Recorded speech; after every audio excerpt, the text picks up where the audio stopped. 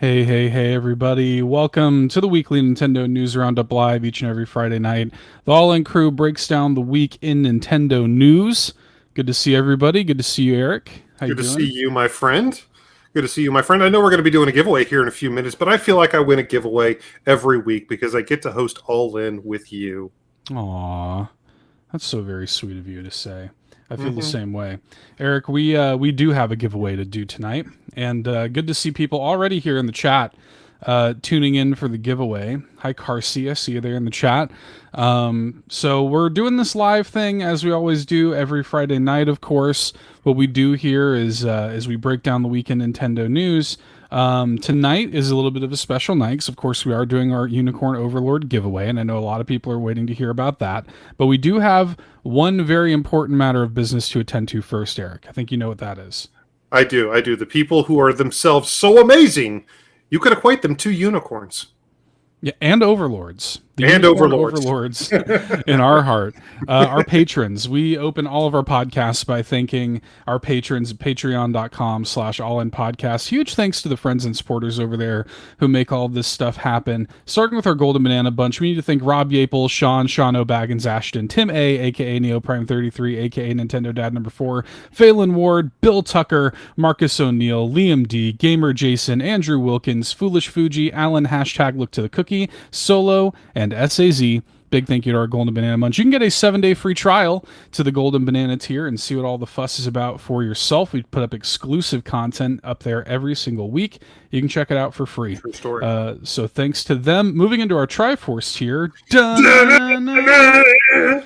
You think Josh Vaughn, the godfather of Tingle Love Tuesday, John Dat Fast Cummins of the Retro Logic podcast, as well as the On Topic Retro podcast, and benefactor of tonight's giveaway. We'll make sure to thank him again here in just a second. The Globetrotting Jet Set Nintendo Hub and Sparky of the Nintendo Hub right here on YouTube. Adam Caparello of the Retro Groove podcast. Shy Guy, the other half of our Shy Guy mod squad. Thank you, Shy Guy. Danielina Hosa, Dan and Luma, Bowza, the keeper of the hugs, and the legend himself. The Unicorn Overlord. Among Unicorn Overlords. Uncle Randy. Uncle Randy. Big thanks to everybody who supports us on Patreon. I mentioned John Cummins there in the shout-outs, who has been a supporter of this show since day one, a Triforce tier supporter at the highest tier that we offer on Patreon. And in addition to that, has many times given us things to give away to our community, asking absolutely nothing in return. John Cummins, the absolute goat, if ever there was one. Just a selfless, generous dude, and was indeed the benefactor of tonight's giveaway. We are going to be giving away a copy of Unicorn Overlord here in just a minute to a winner in the U.S. and or Canada. And it's all because of him. and or Canada. You could live in the U.S. and Canada at the same time. If you do both, hey, just give us a valid address. The winner's going to have 1 foot in the U.S., 1 foot in. Yeah, they live on the border. Exactly. That's okay. But yeah, just a huge thanks to John. Again, he asks for nothing in return whenever he does this stuff. So I just want to point you all to his podcasts. He does both the Retro Logic podcast and the On Topic Retro podcast, and they're both great. Eric and I have both been on them. We're huge fans of his, friends of his, and again, he never asks for anything in return for this stuff. So I just want to give John his flowers, thank him publicly once again, and point y'all towards his stuff because he's great. So, anyways, raise our St. Patrick's Day pint to him. Here, here. Okay, well, let's get into it. We are doing a giveaway here after all. True story. The way you entered into this giveaway, folks, we are giving away one copy, a physical copy, of Unicorn Overlord for the Nintendo Switch, the recently released Vanillaware game, or Monolith soft game, depending on who you ask. And, again, courtesy of John. And to enter, all you had to do was review the show on Spotify. Give us a 5-star rating, take a screenshot of it, and send it in to us. And the response was great. Huge thanks to everybody who submitted. It pushed us over 100 reviews on Spotify, like quite a bit over, actually. Yeah. It was awesome to see. that was the goal, and we we got a lot of great feedback from people who listened to the show for the first time, and people were like, hey, actually, like, you guys do pretty good work. So thanks to everybody. Yeah, we appreciate y'all for checking us out, and hopefully stick around, because we do giveaways like these as often as we can. And and we make a decent Nintendo podcast to boot, I think. So, yeah, we do giveaways as often as we can. We produce content even more often than that, though. we do produce a lot of content. Giveaways notwithstanding. Actually produce. We do this show. We do a ton of videos on YouTube every week. We actually do a ton of exclusive content just for those patrons. We have multiple weekly Patreon exclusive pieces of content that go up in addition to everything else we do. If you want to stick around, I promise you, we will give you a lot to consume. Yeah, man. So big thanks to everybody who's checking us out for the first time. We appreciate you for doing so. Thanks for entering into the giveaway. Good luck to all. I've got a wheel. I've got a heck of a wheel. I've got a wheel. 60 entries on this He'll use it, folks. A lot of people on this wheel. And we're going to spin it, man. If you're ready, we're just going to hit that button. No whammies, no whammies, no whammies. See what happens. Can you hear it? Yeah, I can, actually. Good. I love the noise. What do we got? Gotta love that frame rate. It's actually lagging. There's so many entries on this wheel. Okay. All right. It's literally like having trouble. Okay. Sounds like a Geiger counter. Press download 89. You are the winner of one copy of Unicorn Overlord. So we will be in touch with you. Congratulations to Press Download 89.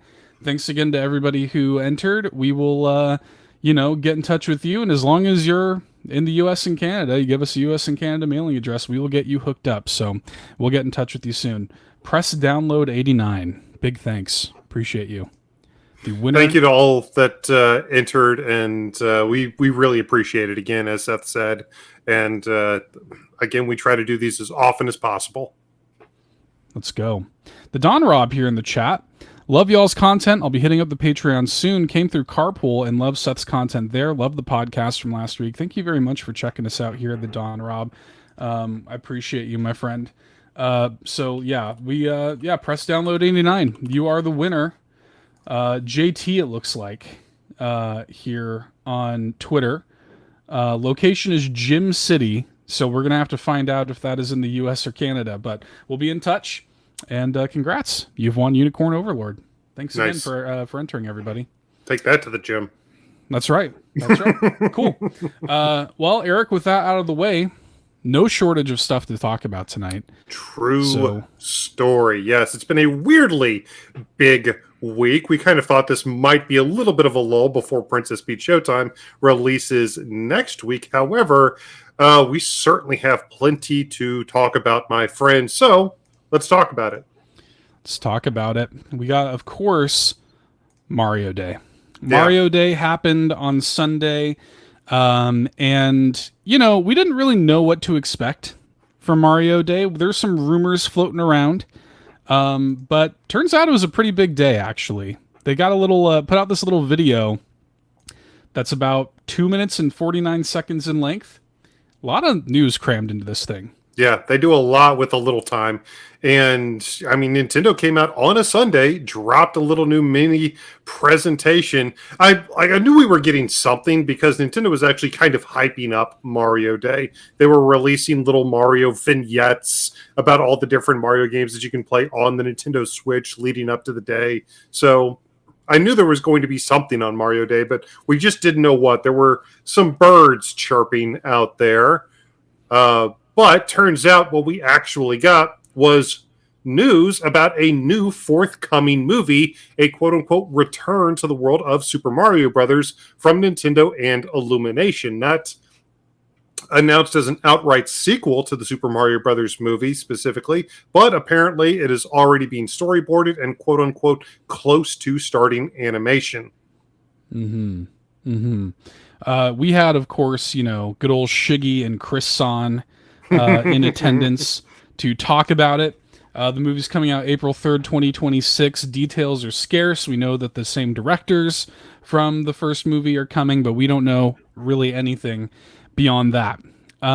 We in tomorrow's episode of All In a Nintendo podcast, we actually get into this quite a lot. So we're doing a whole segment on tomorrow's episode where we chew the fat on this for like 40 minutes and we speculate on what we think this movie might be. We get into the weeds. We talk about pretty much everything related to this and have a little bit of fun. So, in the interest of time, we're not going to do that here tonight, but tune into tomorrow's episode of All In, and you will hear plenty of Mario movie sequel or whatever the heck this is speculation on that episode. Yeah. But in terms of headlines, there's still plenty more from this week for us to dive into, and even several more from this presentation, because honestly, with the fact that it was just a couple minutes long, you could have very easily thought that it would have just been the movie announcement. But no, we got several other announcements within this little presentation, two of which have to do with the release dates of upcoming Super Mario Brothers Universe remakes. As you can see here on screen right now, we got a date for Paper Mario, the Thousand Year Door, the remake, remaster, whatever it winds up being, releasing on May 23rd, 2024. And in addition to that, we also got the release date for Luigi's Mansion 2 HD, which is going to wind up releasing on... I'm kind of waiting for it to show up on screen. Whenever it comes up on screen. Whenever it comes up. There it is. June 27th, 2024. So really, really excited. Jam-packed first half of 2024 for the big end. We've already gotten Mario vs. Donkey Kong. We already know that we're getting Princess Peach next week. We've got a new Endless Ocean game coming out, which I'm personally excited for. That's coming out at the beginning of May. We got Paper Mario, the Thousand Year Door coming later that month. And to round out the first half of 2024, we've got Luigi's Mansion 2 HD dropping right at the end of June. Mm-hmm. Yeah. So this was what Puro kind of teased before, was that we would be getting these two release dates. Interestingly, these are both $60 releases, and I know there's a lot of contention around Luigi's Mansion 2 because there's not a lot of info known about it. What's the point of difference? Is this just a prettier version of the 3DS game? Who knows? But interestingly, in the interim of learning about Paper Mario's release date, there have been some press releases and little blurbs on the game's eShop listing where they mention that it's going to have gameplay, like new gameplay features and changes.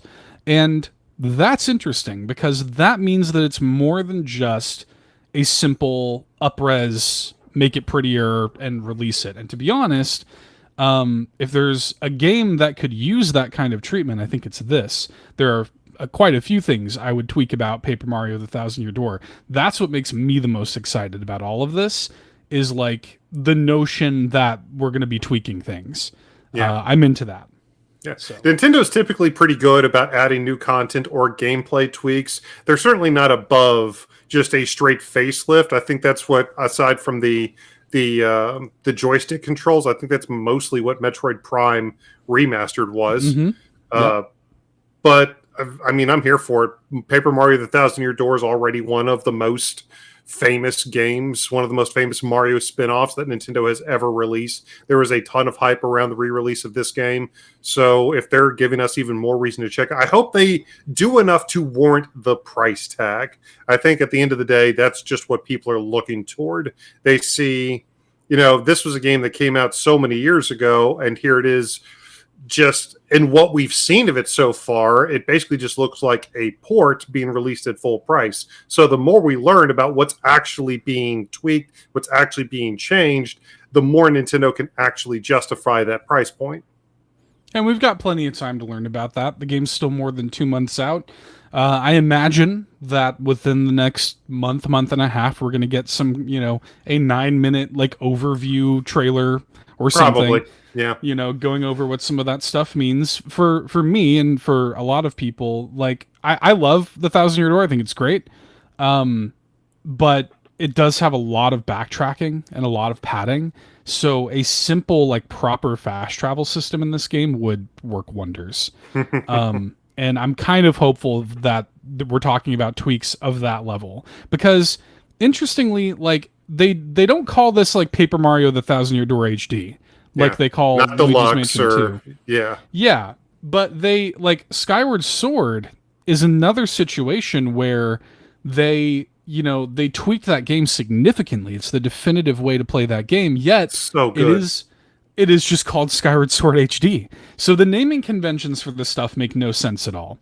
There's no consistency with it because Luigi's Mansion 2 HD, we have no reason to think that this is anything more than an upres, and yet it's got the same naming convention as something like Skyward Sword, which was anything but a simple upres.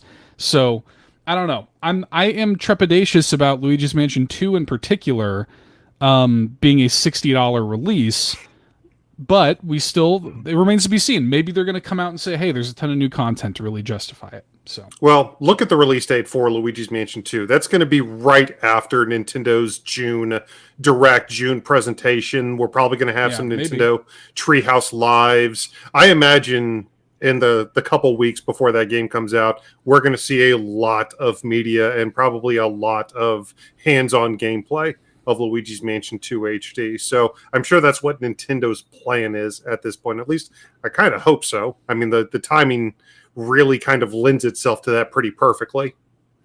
Yeah, and it's an interesting one too because Luigi's Mansion 2 is a great game, no doubt about it. And I really liked it on the 3DS. Yeah, same. And it's got really cool multiplayer that is returning for this version of the game. So that's all really cool. That's all great. But yeah, I do think that there's a lot of people who are like you were saying, Metroid's a great example. People are kind of pointing towards Metroid and being like, well, hang on, that was $40. Why is this $60 if this is the same exact treatment? So it's gonna be interesting. I also think that there might be something to the notion of, we're almost certainly, if not this year, we are certainly sunsetting the Switch and moving into the next thing. Is $60 going to be kind of the budget price? Is $60 the new $50 or the new $40? Moving into the next thing. Is 70 going to become the norm for Nintendo like it is for everybody else? That remains to be seen. Well, the last information we have from Nintendo on that is it's being done on a case by case basis, like it was with Breath of the Wild. So, but I mean, a new generation brings new challenges, brings new price points, and as has been incredibly highly publicized this year and over the past couple of years, the cost of making AAA games isn't exactly going down. So, yeah, we shall see. We'll see, but we're not done with this little Mario Day news. There's more. There's even more, boy. What? They ended the last literally 10 seconds of this. Yes. With the announcement that now live now, but 2 days later at the time this aired on Sunday, GB games, Game Boy games dropping on the NSO app. We got Dr. Mario, Mario Golf, and Mario Tennis available from March 12th. And Mario Land, right? Mario Land was dropped in there. Let me see. Mario Land should be there as well. Super Mario Land, No, that's weird. That's weird. That didn't get released. A lot of people were upset about that. I think at this point, most people just want it just for the sake of having it, for the sake of completion, I guess. But I mean, it's not really good, especially in hindsight. Like, we already have Super Mario Land 2, 6 Golden Coins, which is a far superior game. It blows my mind that Mario Land and Mario Land 2 are on the same platform. But, I mean, would it be cool? Yes. Are each of these better games? Yes. Yeah. I think Mario Land 1 is kind of like... I kind of like how weird it is. I mean, it's historic. It is weird. It's got... I mean, I know you like how weird it is. You did a video on Tatanga. Yeah, like I kind of like how, I don't know, it's almost like a weird like side-scrolling shooter in a way. Like, well, I mean, there are a couple stages that are literally shooters. Yeah, yeah. It's an interesting game. I don't know. I think it should. Like, I think I'm surprised they haven't done it already. But I'm also not one of these people who are chomping at the bit for it. These 3 games that we got are far better. So, all good. Happy to have it here. It was a nice little, kind of stinger at the end of this little presentation. So yeah. So we got the movie, we got the release dates for Paper Mario: The Thousand Year Door, Luigi's Mansion 2 HD. We got the 3 brand new games added to NSO this week. But we also got a little bit more Mario Day news outside of the presentation from a weird source. Well, I say weird. It's a company that has been getting in pretty deep with the Super Mario Brothers franchise over the past couple of years. We got some new Lego sets on the way, my friend. Now, I'm gonna be real. This video that they put up for this Lego thing sucked. I did not like it. It was not good. Way too long. Way too much detail. Like, y'all, it's Legos. This is like an 8-minute long video to talk about the Legos. I like the way the Sonic Lego stuff does with like the Eggman stuff, but yeah, this was not that. Get to the plot. Get to the plot, to quote Lockliff. The first set we have here, we've got I think it's called the Bowser Express set, which they've got showing off here. It's the Bowser train from 3D World, basically. Yeah. So you got Boom Boom neat there, and Hammer Bro, and yeah, they actually show the Bowser train from 3D World there. And admittedly, the set looks dope. The set cool looks set. Really good. Yeah. The Bowser locomotive specifically, if they just sold that by itself, I would probably just buy that, because there's a ton of other stuff added in with this set as well, including even like a train stop. They even got the cannon that shoots Mario up onto the train itself. So it's a weirdly robust set, I think, which is going to make it a little too pricey for most people, unfortunately, but I don't know. I want to say this one's like $119 or something like that. I don't know if they're going to show it, but you can kind of see him here in this shot. My favorite part of this set, there's like a husband and wife Goomba duo in there. Like, she's got this little like pink bonnet on, and he's got like a bowler cap on. It's my favorite part of the whole set. They sit inside of the train. It's very good. I don't know if they're gonna like detail them or not, but I like it. There they were. Hang on, there they were. That was a nice good shot of them. I never noticed that. That's pretty. Oh my god, that's so good. Oh, that's hilarious. Oh, the wife looks so mad. They have a little croissant like on the table between them and coffee. I love them. I would get the set just for them. I need to spin off with them right now. It's very good. But yeah, like they've got like a little, that little launcher thing that actually will launch Lego Mario. You can put him in there, that launcher pipe, and push a little button and he'll fling out, Boom Boom's cool. Cool to have Boom Boom on there. It looks like his arms probably do spin. So yeah, it is a neat set. Oh, there they go. They're like taking the top off of the train car and everything. So that's cool. All of these sets are coming August 1st. The next set, speaking of Luigi's Mansion, is a Luigi's Mansion themed set, King Boo's Haunted Mansion, I think it's called. Yes. And this is cool. It comes with dry bones. I think this might have been the first dry bones that we've seen. We got a like lantern Yoshi, like one of those Yoshis that like produce light. We got one of those. Some special functionality with the dry bones with Lego Luigi there, and of course King Boo himself. I do love the giant, just square King Boo. The block King, just the big old square King Boo. I do like him a lot. This one I think is a bit more reasonable. I think it's $74.99, but yeah, pretty good. Good stuff. There was something about just the block King Boo that immediately I was like, well, that's so incredibly low effort. But the more I see it, the more I'm kind of endeared by it. I love it. Yeah. This is but like they had this whole thing where they like played up like this family or whatever for the video, and they keep just like flashing to the family asking questions. It's super annoying to me. Just like talk about the set, man. Like just show me more of the set. But it's good. It looks good. Looks cool. August 1st, just like the rest of them.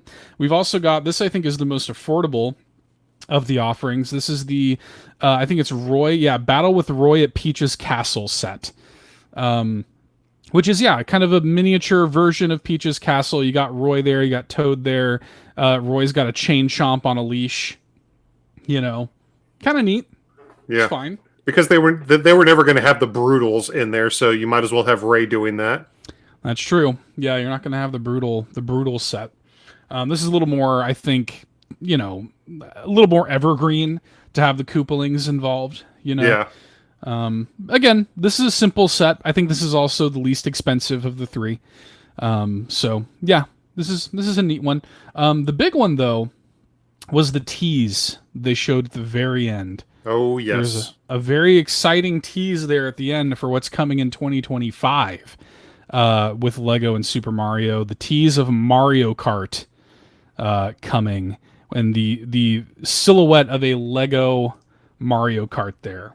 So exciting. I'm going to spend way too much money on a Rainbow Road set. I know I am. You gotta imagine. You gotta imagine that's like there in the first wave, right? Rainbow Road. That's absolutely coming. Yeah. I don't know. I mean, when I think about Lego, there's so many iconic tracks from Mario Kart that are kind of screaming. Like DK Summit, I think would be a good one. Like even the new weird Yoshi's Island set, I think is ripe for doing one. So I don't know, man. I've been able to protect my bank account from a lot of this Super Mario Lego stuff, but I'm genuinely afraid when they start announcing the Mario Kart stuff for next year. Looks cool. It looks really cool. I'm curious if they're gonna try to put out some more characters between now and then. So far, it's been Mario, Luigi, Peach, and Donkey Kong for the large like figures. We've had a few minis and stuff, and various enemies and stuff like this. But in terms of the large figures, it's those. So I'll be curious to see if we end up getting more added between now and then. But even, I mean, just seeing like the Mario Kart carts Yep. in Lego form is pretty darn cool. Lego typically releases their sets on January 1st and August 1st. So, and then they'll throw a March 1st in there on occasion too. It's always on the 1st. It's always in these like weird like time frames. So I'm curious when this will drop. We just know it's 2025. So. Well, even with as small as the carts are going to be, I mean, we already have some really impressive electronic functionality with the characters themselves in these Lego Super Mario sets. I do wonder if there's going to be like actual like RC functionality in at least some small way. Even if, I mean, honestly, even if it's just like a pull back and jet forward thing, I dig that. But I wonder how they're going to expand on the ideas that they've already incorporated into the Super Mario Brothers sets with this new Mario Kart line that's going to be coming next year. I'll be really interested to see that, because I feel like that's going to be a big priority for Lego in these sets, is focusing on the kart functionality like they have with the characters previously. Yeah, it'll be interesting to see what the full rollout of that is. But that's what's going on with Mario Day. Again, way more news than we expected. A bunch of Lego stuff coming August 1st. A tease for Lego Mario Kart stuff next year. Dr. Mario, Mario Golf, Mario Tennis, all available now on the Game Boy NSO app. Paper Mario Thousand Year Door, May 23rd. Luigi's Mansion 2 HD, June 27th. And a new Mario movie coming April 3rd, 2026. Yeah, we actually got the date for the movie. Yep. Pretty big news day. Yeah. And not too shabby for a 3-minute little video. So yeah, not too bad. A lot of reasons to be excited, and that's not it from this past week either. It wasn't just Nintendo doing presentations. There were several other companies that got in on the fun as well, including Capcom. Capcom had a ton of stuff to announce this past week in regards to stuff with Exoprimal and Street Fighter 6, but we did get a couple Nintendo headlines out of it. First and foremost, we know that the new Monster Hunter Stories release, we know that it will be coming on, oh man, where's the date? June 14th. June 14th. Yes, thank you very much. And in addition to that, and much more depressing news, we will be getting a double pack, a physical double pack of Monster Hunter Stories and Monster Hunter Stories 2, sans Monster Hunter Stories 2 on cart.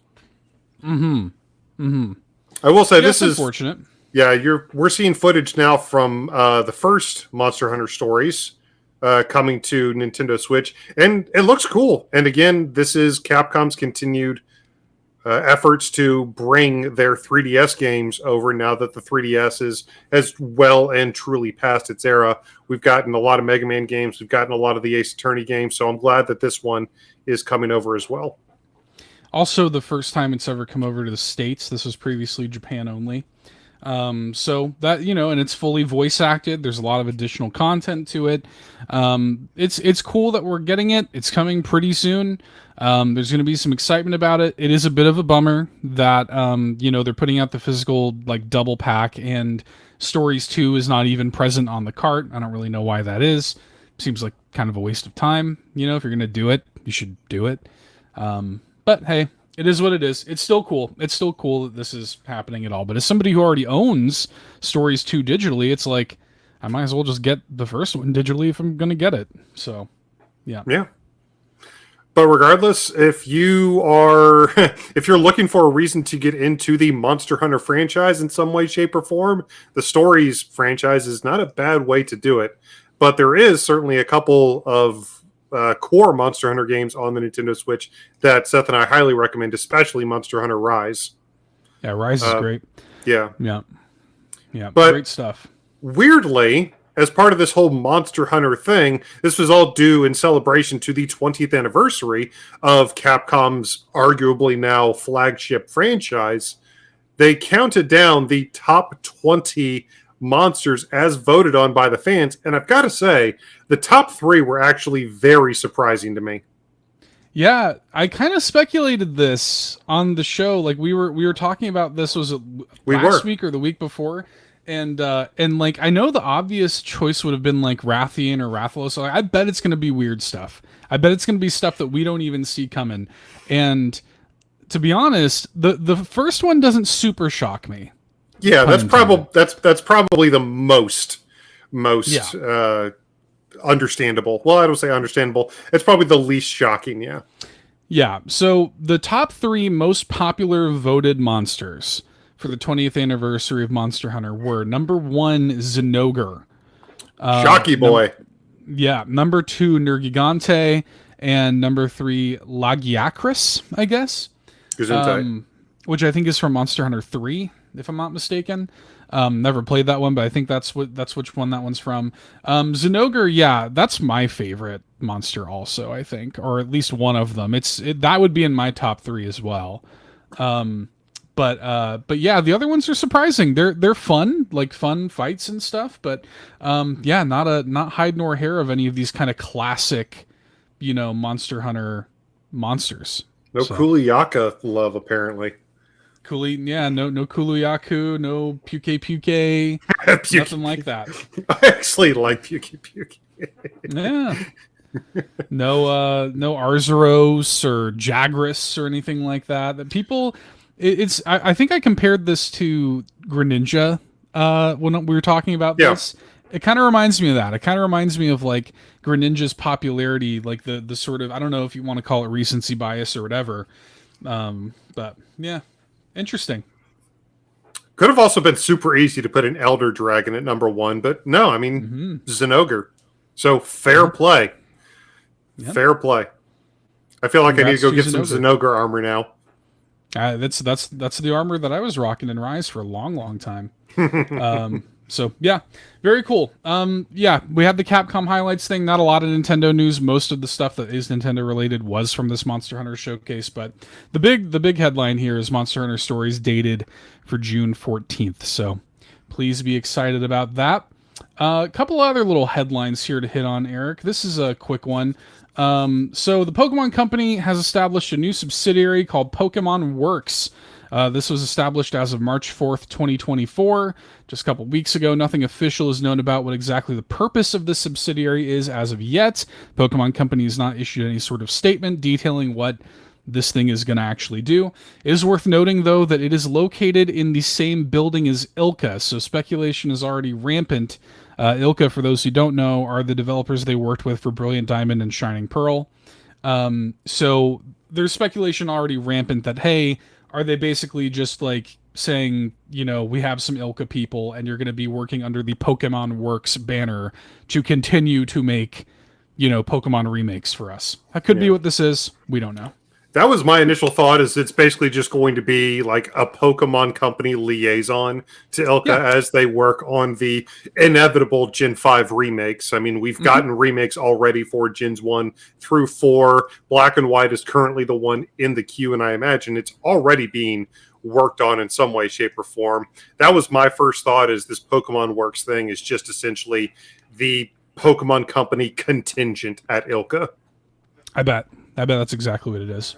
But that's just speculation on our part. We do not know. That's true. And we will not know until the Pokemon Company makes an official statement. That's true, and that won't hold up in court. That's true. So we'll see. We'll see what happens, but it was worth reporting on anyways. Eric and I are excited about this. The 2024 World Video Game Hall of Fame finalists have been announced from our friends at the Strong National Museum of Play. Let me see if I can make this a little bigger. We have our finalists, many of them Nintendo related, for the 2024 World Video Game Hall of Fame. You can vote on these now. We have Asteroids, Elite, Guitar Hero, Metroid, Myst, Neopets, Resident Evil, SimCity, Tokimeki Memorial, Tony Hawk's Pro Skater, Ultima, and You Don't Know Jack. Those are your finalists. Yeah, it's not the first time that Metroid's been up for the Hall of Fame. And interestingly enough, this will be the 10th class for the World Video Game Hall of Fame. So a really, really important group will be inducted this year. And I feel like Metroid has a good argument. I feel like it's got a good chance. However, obviously you got Myst, you got Asteroids, you got Resident Evil, Tony Hawk's Pro Skater. There's a lot of games here that truly deserve to be enshrined. And one of the things that I really like about what the Strong Museum does is, as you can see right now here on screen, they have, each of the finalists has kind of their own page that presents the argument for that game or franchise for being enshrined, for being added to the World Video Game Hall of Fame. I really like how they do that, as opposed to just saying, hey, we think this is worth the Hall of Fame without adding any reason. The Strong Museum and the World Video Game Hall of Fame actually says, here's the game that we would like, here's why. And even for Neopets, I think they've got, they make a couple good points, to be fair. Yeah, it's kind of neat. It's nice that they, they kind of illustrate like why they arrived at what they arrived at. It's not just simply, because some of these you could turn your nose up at. There are going to be people who have no idea what the heck Tokimeki Memorial is and why it should be nominated. But it's, if you like a game that has a relationship building mechanic from Persona to Pokemon, Tokimeki Memorial is sort of what created that and popularized that. Yeah. So, a lot of people turned their nose up last year at Barbie Fashion Designer. Yeah. I feel like Tokimeki Memorial is this year's Barbie Fashion Designer. You're probably not wrong. Yeah, you can go to the museumofplay.org, cast your vote now for the finalists. I think the way it works is, I think the like community vote or whatever is like one of the votes considered on the committee. Yeah. Well, we're going to have Andrew Borman back on the show, so maybe he can re-explain that to us. Yeah. So pretty cool. For those who are into that. Yeah. Vote that is the thing. You can vote now. Okay. Next thing we have here is Summer Game Fest has been officially dated. Nintendo's involvement in Summer Game Fest is always kind of cagey. We never really know what to expect from Nintendo at Summer Game Fest, but regardless, Summer Game Fest is happening Friday, June 7th from the YouTube Theater in Los Angeles, with thousands of in-person fans and millions watching online. A cross-platform live showcase of what's next for video games. Public tickets on sale May 7th. Summer Game Fest 2024. I'm sure that Jeff Keighley was just disappointed he couldn't post that in response to another dead post about E3. Oh, I'm sorry, did I say that out loud? Yeah. So, but yeah, not much to say.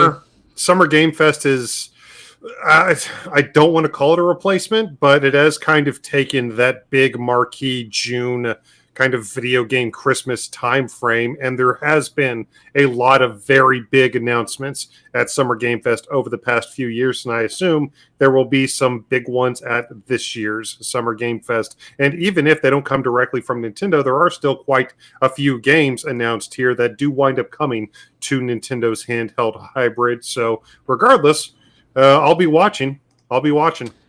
Yeah, we'll see what happens there in regards to that. But that is happening June 7th. More details to come. The times for that are 2 p.m. Pacific, 5 p.m. Eastern. So we'll see. Summer Game Fest. It has been dated. It has been confirmed. And at this point, it's less than 3 months away. So we'll see what happens. But I think that's what we got in terms of headlines. A lot of notable releases to get to here. So many notable releases. Everybody's trying to get it out of the way before Nintendo drops a first-party title next week. Yeah, you're probably right. We got, of course, Princess Peach Showtime coming out next week. The first one I want to highlight here is the sequel to Luca Born of a Dream, a game that I really love, coming out this week. It's actually already out. It's called Death of a Wish. This is kind of a top-down, like Hyperlight Drifter-esque, Dark Souls-esque, combat-heavy, sort of very like dark, religious theming, but very fun and satisfying gameplay as well. I really love the first one. I'm looking forward to playing this one. It looks like much more of the same of what I loved from the first one. Very cool and unique game. Really looking forward to it. So I got to get to this. Looks pretty dope. Actually kind of gives me like Paper Wars vibes or something like that. Actually reminds me a little bit of our indie showcase from this week, if found, in terms of the kind of sketchy visuals and the use of color. But very sketchy. Yeah, a lot of like moving sketchy artwork. Yeah. Looks pretty dope though. I dig it. Yeah, kind of isometric, top down, dungeon crawler. And you said the combat is very Souls-like. It certainly appears that way. Yep.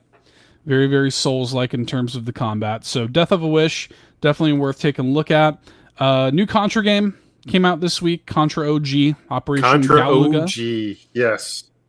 I haven't played it. Seth, I don't think, has played it. However, there are reports coming out that the Nintendo Switch version is, to put it mildly, is not the preferred version of the game. Apparently, it is running very well and is a very fun time on other platforms, but the Nintendo Switch, at this point, according to multiple reports, isn't currently in optimal shape. I do hope it winds up getting a little bit of work done on it, maybe add a couple patches, because I'm a massive fan of Contra. I grew up with the first one. I can still probably put in the Konami code in my sleep. But I mean, yeah, it certainly looks like a Contra game. But if that's still something you're interested in, though, that is out now. The first Contra game in, this is the first Contra game since Hardcore back on like the Xbox 360 and PS3. Yeah, I think they've done something since then, but nothing too crazy. I think they've done some like remakes and stuff like this. Yeah. But yeah, I'm not the world's biggest Contra fan. I like Contra fine. The Way Forward has said that they're going to release a patch for the Switch version, so hopefully that optimizes things. And that'll be cool. That'll be good because I hear the game's good. Yeah. So, yep. But I mean, I guess we're just kind of sitting in this pocket of really difficult games right now because we've got a game with Soulsborne-like combat. We've got Contra game, which have always been difficult. And now we've got this Magical Princess game. I mean, this has got to be like super easy, right, Seth? I mean, it just looks so inviting and so like almost angelic. There's no way that this could be that challenging, my friend. This is Violet Wisteria, which is made by Solo Dev. We were lucky enough to get a code for this one. The video we're watching now is my video. This is my gameplay on the YouTube channel that you can check out right now if you'd like to see it. And the game's hard. The game's real hard. It is a challenging, arcadey sort of combat fantasy platformer with this really interesting color changing mechanic where you have to almost Ikaruga-like use a certain like color attack to attack enemies that are color coded. But interestingly, you can also attack them with the same color to bounce off of them. And I think you're going to see an example of that right here. and this is my first time learning the stage, so I didn't know what I was supposed to do. But I have to hit this blue guy with my blue attack in order to have him bounce me over this large gap. So you'll see me figure it out. Now he's white. I would have to use a white attack. And it's a really interesting mechanic that the game makes good use out of. So yeah, it is hard though. The game is definitely challenging, so it's not going to be for the faint of heart. You're going to need to get used to it. It's going to take you a lot of retries, and the challenge is up to you. It's a very retro game kind of style, but I do like the way the game utilizes its core mechanic. It's neat. Yeah, it really feels like a classic style arcade game. I was getting kind of like Altered Beast vibes from that. Yeah, a lot of those kind of like old Sega, kind of games. Yeah. So yeah, but that's Violet Wisteria. And that first look is again up on our YouTube channel now. You can watch the video in its entirety. And speaking of first look videos that we have up currently on our YouTube channel, another release from this past week is the newest entry into the Gold Master series from Digital Eclipse, Llamasoft, the story of Jeff Mentor. And if you are even remotely familiar with Digital Eclipse and the work that they have done in preservation and collections over the past couple of years, you will know that you will probably already know that this is going to be a must play for gamers of a certain age, for people who are interested at all in the history of this medium. The Atari 50 collection, the first entry into the Gold Master series, the making of Karateka, they have been just lovingly crafted interactive documentaries, interactive museums, essentially telling the story of the developers and the studios behind some of the earliest classics within the video games landscape. This is my video right now, and even I'm getting a little like dizzy watching my ship bounce ping-ponging back and forth between two giant camels that I'm trying to kill with a starship. And yes, every single word of that sentence was true. But yeah, this is just another really, really impressive offering from the company that has become the gold standard in releases like this. If you have more modern sensibilities, if you don't care about the history of video games, okay, this may not be for you. But as a piece of video game history and as a company who have become experts at telling the story of this industry, this is just yet another premier release from Digital Eclipse. Yeah, big shout outs to them. Thanks to them who provided us code for the game to check out. And again, Eric's got a video for it live on the YouTube channel if you want to see it for yourself. The next game we did also get a code for. Big shout outs to our community member Decoy, who passed along the code for this, the Veil Shadow of the Crown. I'm going to talk about it in a little more detail on tomorrow's episode of All In, but there's not a video on the channel because this is a graphics-free video game.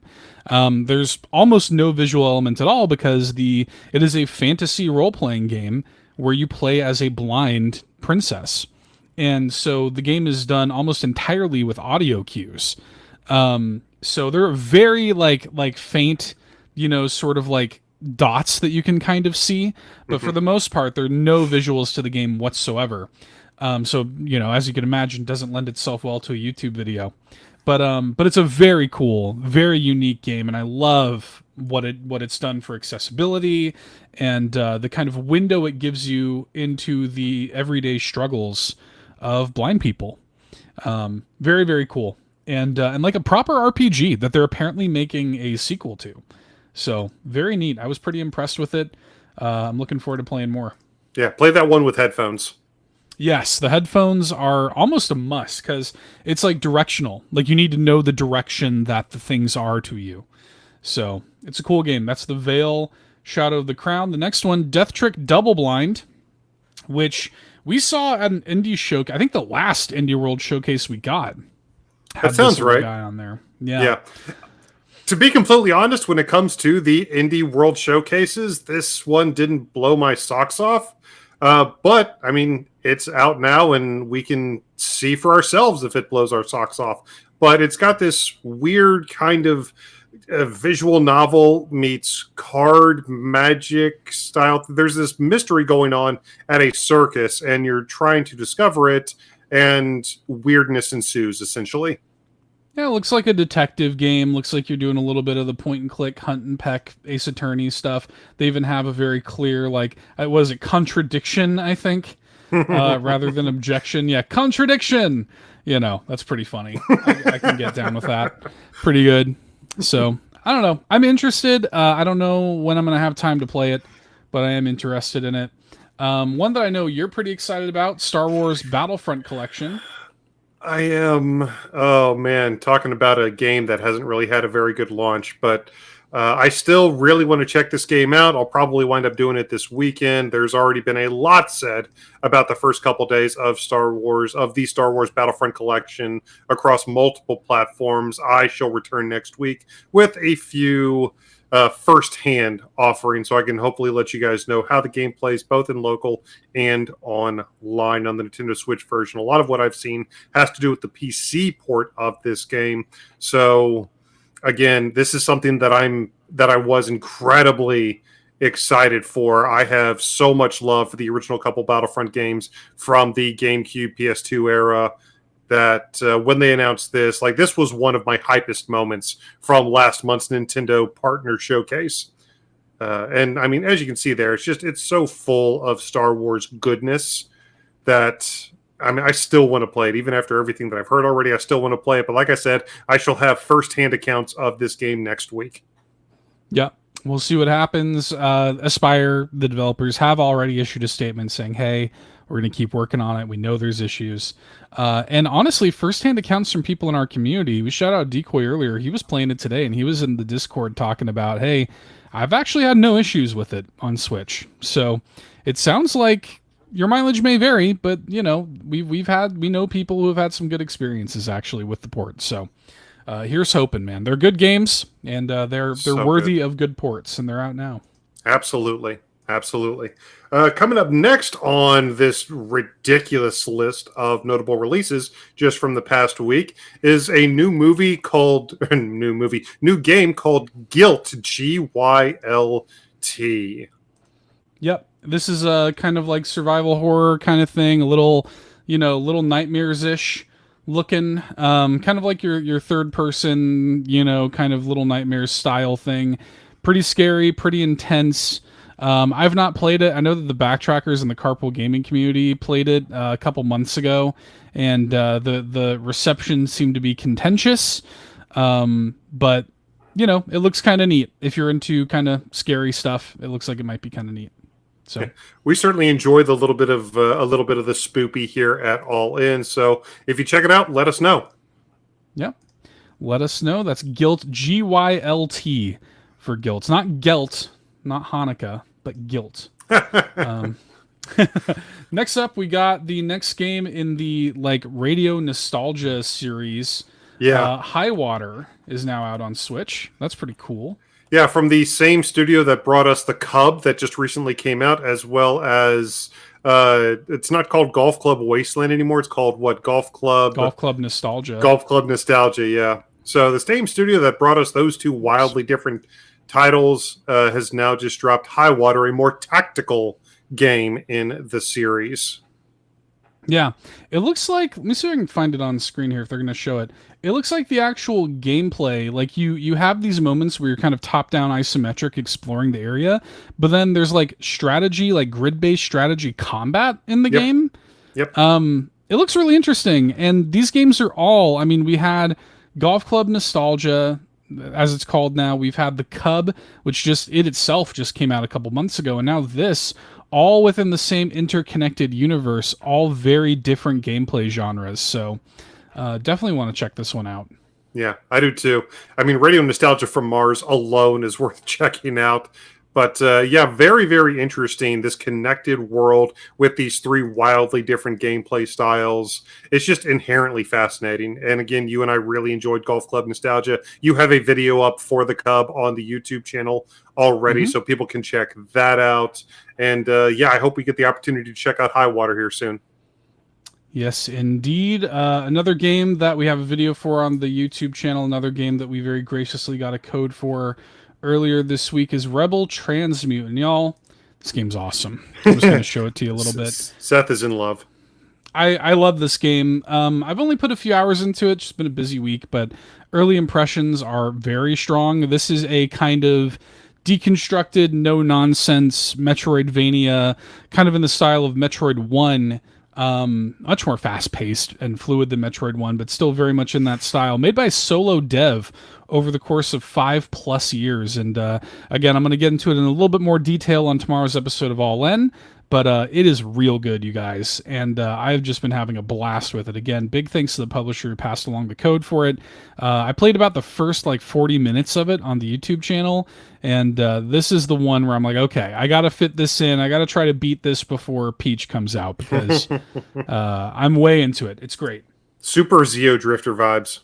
A little bit. It doesn't have Zeo Drifter's got that core mechanic, to it. Visually, it definitely kind of looks a little bit like Zeo Drifter. Yeah. Itself kind of a deconstruction of Metroid, but yeah, of course. But gameplay wise, this one is really unique. Like the whole setup of it, being able to mess with your augments at these repair stations, change your loadout, unlock new things in a way that's kind of unlike other Metroidvanias. It's really neat. This screen right here, you have this kind of DNA chain where you can decide what augments you want to have active. As long as you can fit it, you can have whatever you want active. It's really cool, really neat, cool game. Rebel Transmute, y'all should play it. Yeah, Seth talks a little bit more about this game on the episode tomorrow as well. But again, that was his video up on our YouTube channel. Another thing that you can check out from us here at All In. There's a couple other notable releases that we'll get through really quickly. Kingdom Come Deliverance also came out. That was another game that we saw briefly at the Nintendo Partner Showcase last month.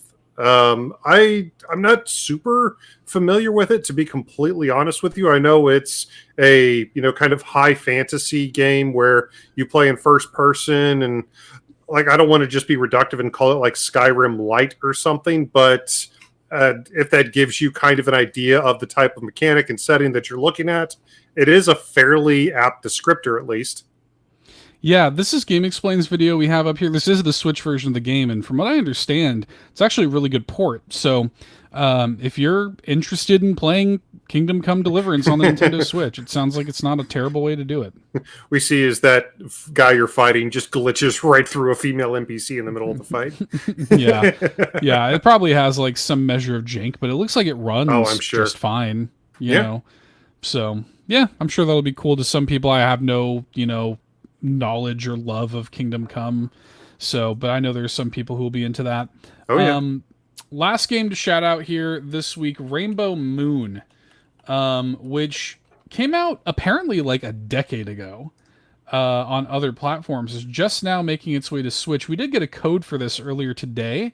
We have not had a chance to play it, but thanks to the publisher who gave us a copy of this, this looks like it is a kind of the overworld exploration's kind of top-down isometric, but then when you get into combat, it's Final Fantasy Tactics.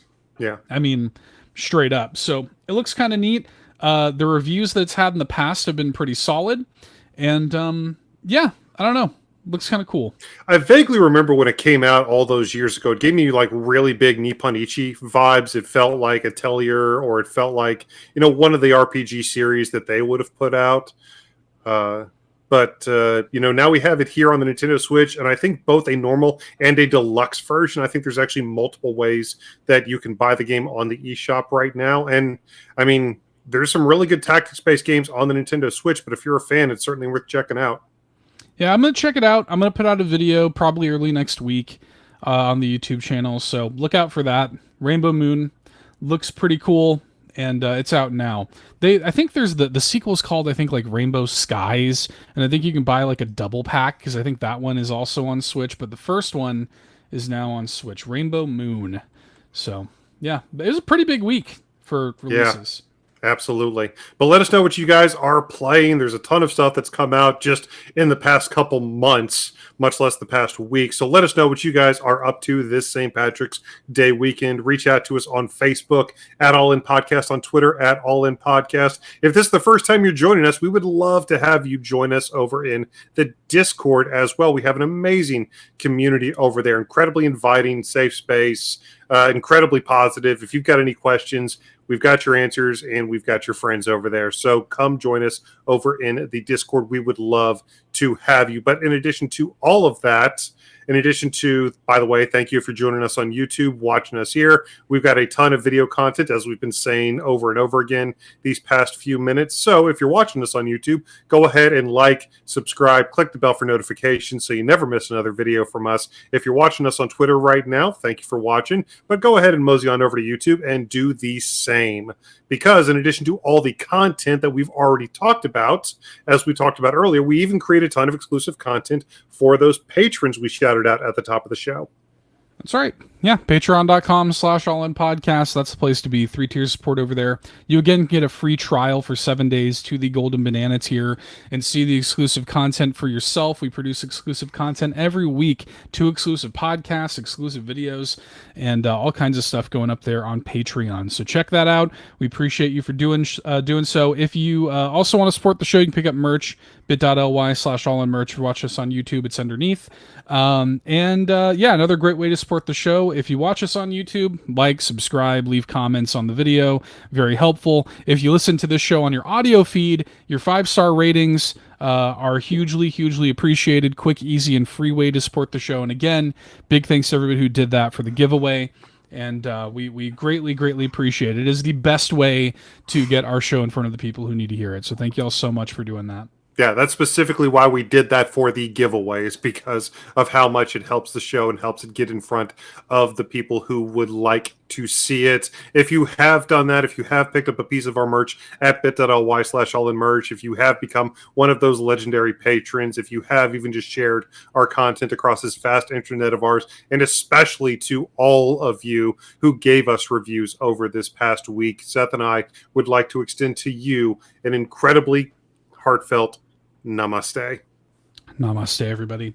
That's been the news roundup. Congrats again to Press Download 89 on winning the copy of Unicorn Overlord. Thanks again to everybody who entered in. We appreciate y'all. Hopefully you had a good time. Hopefully you stick around. We'll do more giveaways in the future, of course. But in the meantime, there's plenty more Nintendo content from us, including tomorrow's episode of All In, a Nintendo podcast, which will drop on your podcast feed.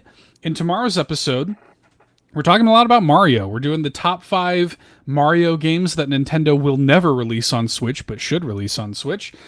We are, like I mentioned earlier, breaking down our thoughts on what we think the potential new Mario movie could be. And in the Indie Showcase, we're talking about a really special game called If Found, that we're excited to talk to y'all about, in addition to all of our impressions on recently released games and much more. So hopefully y'all check it out. We appreciate you for coming through and hanging out with us tonight, and we'll see you next time. Bye. Have a great holiday weekend, everyone.